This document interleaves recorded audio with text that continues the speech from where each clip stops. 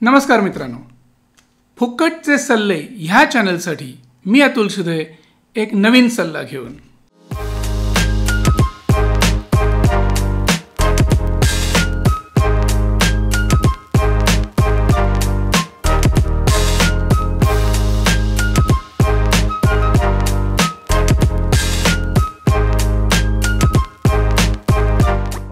अभिनय म्हणजे काय? तर अभिनय म्हणजे सत्याचा आभास निर्माण करणारी कला.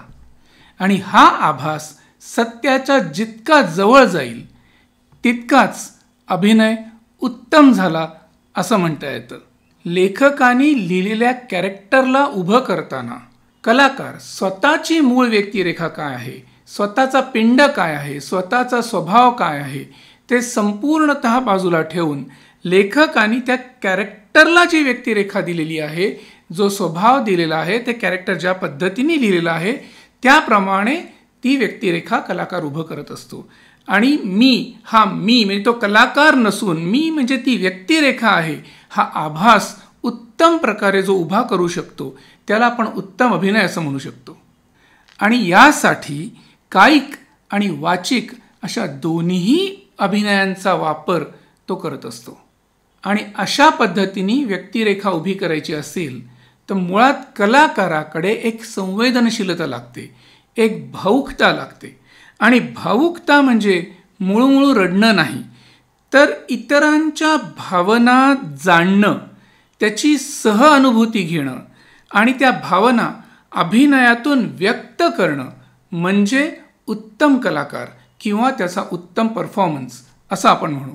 बरेचदा माझा काय संबंध या गोष्टीशी, मला काय घेणं देणं या गोष्टींशी, मी बरं की माझं काम बरं, अशा पद्धतीने आपण वागत असतो. मला काय त्याचं, माझा काय संबंध, असा जर तुमचा पावित्र्य असेल तर अनेक जाणीवा तुमच्यापर्यंत पोचूच शकणार नाहीत. एखादी वेश्या उभी करायची असेल, एखादी वेश्या रंगवायची असेल तशी काय घाणेरडी बाई आहे असा जर तुमचा पावित्र्य असेल तर तिची दुःख, तिच्या अडचणी तुमच्यापर्यंत पोचणारच नाहीत. दुसऱ्याचं दुःख, अडचणी अनुभवल्या जरी नसल्या तरी त्या समजून घेण्याची ताकद तुमच्याकडे हवी. त्या वयात जाऊन त्या वयानुसार त्या व्यक्तिरेखेत तुम्हाला जाता यायला हवं.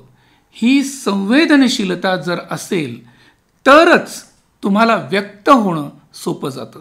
कित्येक वेळेला आपण असं ऐकतो किंवा वाचतो की एखादी भूमिका करताना त्या कलाकाराची त्या भूमिकेत इतकी प्रमाणाबाहेर जास्त इन्व्हॉल्वमेंट होते आणि ती भूमिका जगता जगता तो तणाव त्याला इतका असह्य होतो की त्याला हार्ट अटॅक आला असं आपण काही वेळेला ऐकलेलं आहे.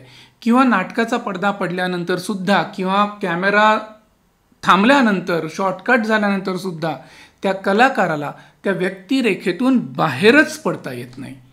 खूप इम्पॅक्ट त्याच्या मनावर ती व्यक्तिरेखा सोडते.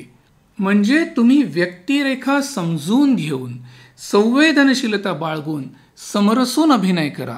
हे जरी खरं असलं तरी त्याच वेळेला आपण अभिनय करतो आहोत हे सत्य नाही आहे. आपण हे कॅरेक्टर रंगवतोय ह्याचं भान मात्र कलाकाराला असणं निश्चित गरजेचं आहे. कारण switch on and switch off ह्या पद्धतीने अभिनय करणं जर कलाकाराला जमलं नाही तर त्याचे रिव्हर्स साईड इफेक्ट्स किंवा त्याचे निगेटिव्ह साईड इफेक्ट्सही अनेकदा कलाकारांना भोगायला लागतात. माझा हा मुद्दा जर तुम्हाला पटला असेल तर माझ्या आजच्या एपिसोडला लाईक करा, माझ्या चॅनलला सबस्क्राईब करा आणि जास्तीत जास्त शेअर करा. थँक्यू.